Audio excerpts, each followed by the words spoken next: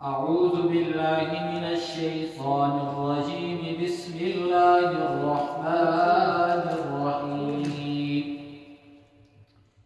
سورة أنزلناها وفرضناها وأنزلنا فيها آيات بينات لعلكم تذكرون.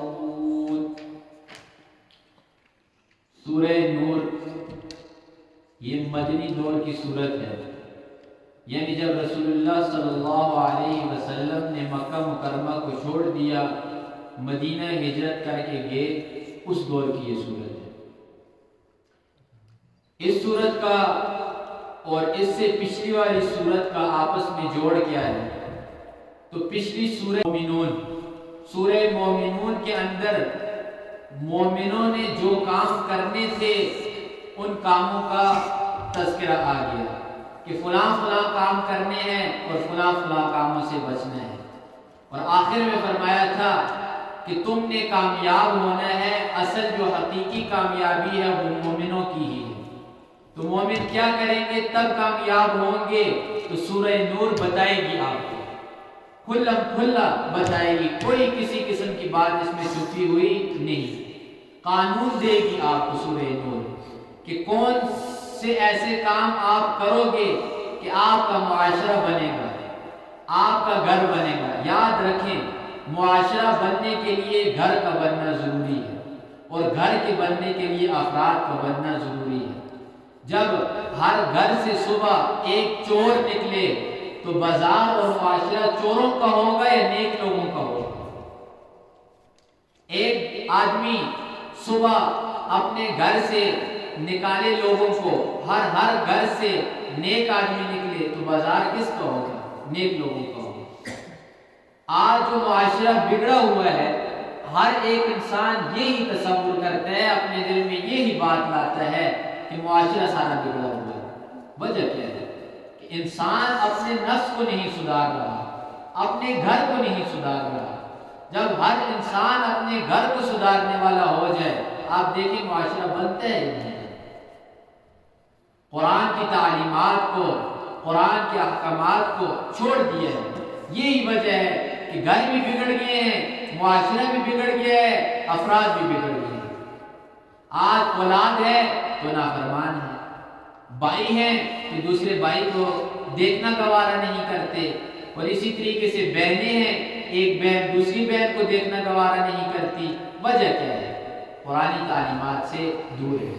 اور سورہ نور کا نام ہی نور اس لیے رکھا گیا ہے کہ جو گھر، جو فرد، جو انسان چاہے مرد ہو یا عورت ہو، جو سورہ نور کی تعلیمات کو لے گا، اس کا اندر بھی نور سے بھر جائے گا، اس کا گھر بھی نور سے بھرے گا، اس کا معاشرہ بھی نور سے بھرے گا.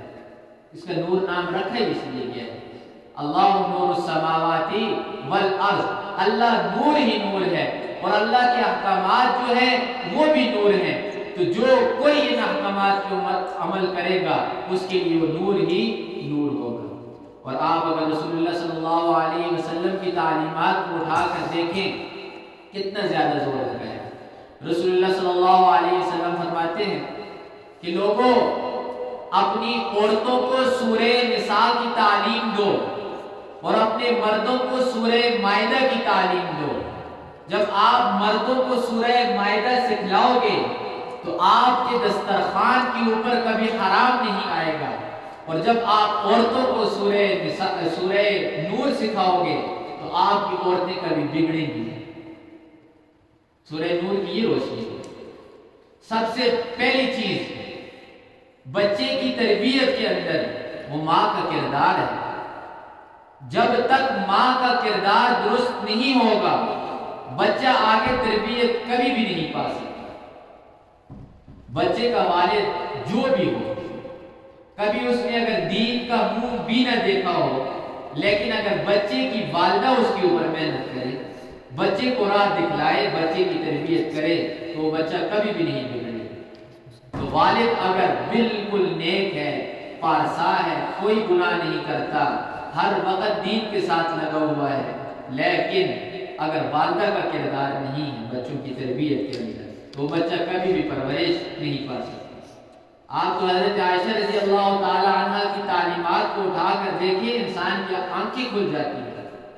حضرت عائشہ رضی اللہ تعالی عنہ فرماتی ہیں کہ لوگوں اپنی عورتوں کو سورہ نور اور سورہ نساء سکھلاؤ، انہیں کتابت مت سکھلاؤ، یعنی انہیں لکھنا مت سکھاؤ۔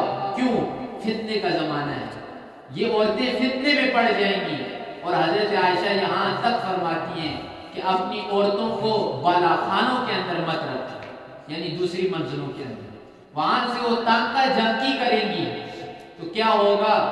فتنے کا اندیشہ ہو جائے گا۔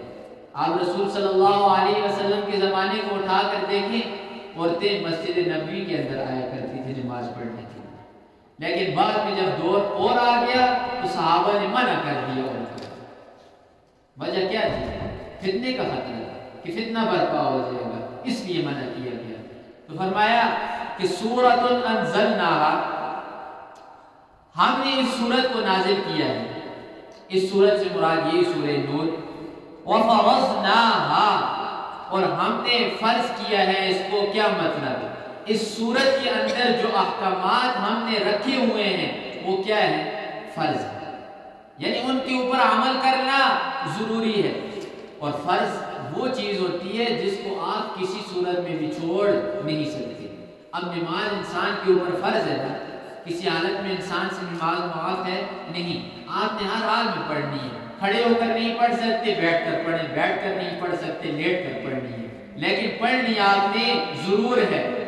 آپ کو نماز کا پتہ ہوگا تب آپ نماز پڑھیں گے۔ تو سورہ نور کے اندر بھی جو اللہ نے فرائض بیان کیے ہیں، جو ہمارے ذمہ فرض ہیں، وہ ہمیں پتہ ہوں گے تو تب ان کے اوپر عمل کریں گے۔ 100 میں سے 95 سے بھی زیادہ فیصد لوگوں کی عورتوں کو ان مسائل کا پتہ نہیں ہے، تو عمل کیسے کریں گے؟ انہیں پتہ نہیں کہ دیور سے پردہ کرنا ہے کہ نہیں کرنا ہے، انہیں پتہ نہیں کہ ہمارے محرمات کون سے ہیں، ہمارے غیر محرم کون سے ہیں، پتہ ہی نہیں۔ دیور سے اگر ہم دیکھیں معاشرے کے اندر اٹھا کر نظر دورائیں تو کوئی پردہ نہیں۔ حالانکہ رسول صلی اللہ علیہ وسلم سے سوال کیا گیا کہ اللہ کے رسول، دیور کے بارے میں آپ کا کیا خیال ہے، اس سے پردہ کرنا چاہیے یا نہیں؟ رسول اللہ صلی اللہ علیہ وسلم نے صاف الفاظ میں فرمایا، الحمد الموت، آپ کا جو دیور ہے یہ آپ کے لیے موت ہے، یعنی جیسے آپ موت سے بچتے ہیں ایسے آپ دیور سے بچیں، یعنی دیور سے اس قدر آپ نے پردہ کرنا ہے۔ لیکن ہمارے معاشرے میں تو کسی قسم کا پردہ نہیں، یہاں تک کہ خواتین اپنے دیور سے سلام بھی کرتی ہیں، ہاتھ بھی ملاتی ہیں، بالکل خراب ہے۔ تو یہ ساری کی ساری چیزوں کے اوپر روشنی کون ڈالے گی؟ سورہ نور ڈالے گی۔ تو فرمایا وَأَنزَلْنَا، اور ہم نے اتارا، فیہا، اس سورت کے اندر، سورہ نور کے اندر، آیات بینات، واضح آیات کریمہ۔ آپ آیت کریمہ آگے پڑھتے جائیں گے، کوئی کسی قسم کی مشکلات ان کے اندر نہیں ہے، صاف ستھرے طور پر اللہ نے واضح واضح حکم بیان فرمائے ہیں۔ فلاں جرم کرو گے فلاں گناہ ہے، اور اس کی اتنی سزا ہے آپ کے لیے، تہمت لگاؤ گے اس کی اتنی سزا ہے، زنا کرو گے اس کی اتنی سزا ہے، ساری چیزوں کا بیان اس صورت کے اندر آئے گا۔ اب آگے اللہ فرماتے ہیں کیوں؟ لعلکم تذکرون، تاکہ تم نصیحت حاصل کرو۔ قرآن محض سننے سے، یعنی ایک کان میں ڈالا ادھر سے نکال دیا، فائدہ نہیں دے گا۔ پہلے بھی عرض کر چکا ہوں کہ یہ قرآن ابو جہل کے کانوں پر بھی پڑتا رہا ہے، ابو جہل نے بھی اس قرآن کو سنا ہے، لیکن کیا دل کی کھڑکیاں نہیں کھولی تھی، نصیحت حاصل کرنے کی نیت ہی اس نے نہیں کی تھی، تو کیا اس قرآن نے اسے فائدہ نہیں دیا۔ اور وہ صحابہ جو کئی عمریں ان کی گزر چکی تھی، یعنی کبار صحابہ بوڑھے ہو چکے تھے، اس دور کے اندر اسلام لائے، کلمہ پڑھا، محمد رسول اللہ کے پاس آئے، قرآن کا کچھ حصہ، سارا قرآن نہیں، کچھ حصہ انہوں نے سیکھا، لیکن کیا ان کی زندگیاں بن گئی؟ وجہ کیا تھی؟ یہ آئے تھے نیت اور طلب لے کر۔ جب بھی آپ قرآن کو نیت کے ساتھ اور طلب کے ساتھ سیکھیں گے، یہ قرآن آپ کی زندگیوں کو سنوار دے گا۔ اگر قرآن کو بے طلبی کے ساتھ، بے اہمیتی کے ساتھ اگر سنا تو یہ قرآن آپ کو فائدہ نہیں دے گی۔ قرآن کے اندر غور فکر کرنا یہ انسان کے لیے لازمی اور ضروری ہے۔ اللہ تو گلہ کر کے فرماتے ہیں افلا یتدبرون القرآن ام علی قلوب اقفالها، کہ لوگوں قرآن کے اندر کیوں غور و فکر نہیں کرتے؟ کیا تمہارے دلوں کے اوپر تالے لگ چکے ہیں؟ مسلمان ہو اور اسے قرآن سمجھ میں نہ آئے اور وہ بے غم ہو کر بیٹھ جائے، یہ کون سی مسلمانی ہے؟ اور ہم تو عمل تب کریں گے جب ہمیں اللہ کے احکامات کا پتہ ہوگا۔ ہمیں اگر پتہ ہی نہیں کہ اللہ نے قرآن میں ہمارے سے کیا مطالبہ کیا ہوا ہے، ہم اس پر عمل کیسے کریں گے؟ اور جب ہم عمل قرآن پر نہیں کریں گے تو دنیا بھی ہماری تباہ ہے، آخرت بھی ہماری تباہ ہے۔ آج یہ ملک کا، معاشرے کا جو نظام بگڑا ہوا ہے، اس کی سب سے جو بڑی وجہ ہے وہ یہی ہے کہ قرآن سے دوری ہے۔ آج اگر لوگ قرآن کے اوپر آ جائیں، قرآن کو اپنی زندگیوں کے اندر لے آئیں، آپ دیکھیں گھروں کے اندر بھی سکون ہوگا، ملک کے اندر بھی سکون ہوگا، کوئی کسی قسم کی بدامنی نہیں ہوگی۔ آج گھروں میں لڑائیاں، جھگڑے، فساد، ان ساری کی ساری چیزوں کی جو جڑ ہے وہ یہی ہے کہ قرآن سے دوری ہے۔ آج اگر کوئی گھرانہ قرآن کے اوپر آ جائے، ہو نہیں سکتا کہ انہیں سکون نہ ملے، چین نہ ملے۔ سکون اور چین کی اگر تلاش ہے تو پھر ادھر آنا پڑے گا قرآن کے پاس۔ پھر یہ سورہ نور کی جو تعلیمات ہیں ان کو اپنی زندگی کے اندر لانا پڑے گا۔ کوئی اسلامی نظام، کوئی اسلامی حکومت، شریعت یہ سورہ نور کے بغیر چل نہیں سکتی جب تک کہ سورہ نور اس جگہ کے اوپر نافذ نہ ہو۔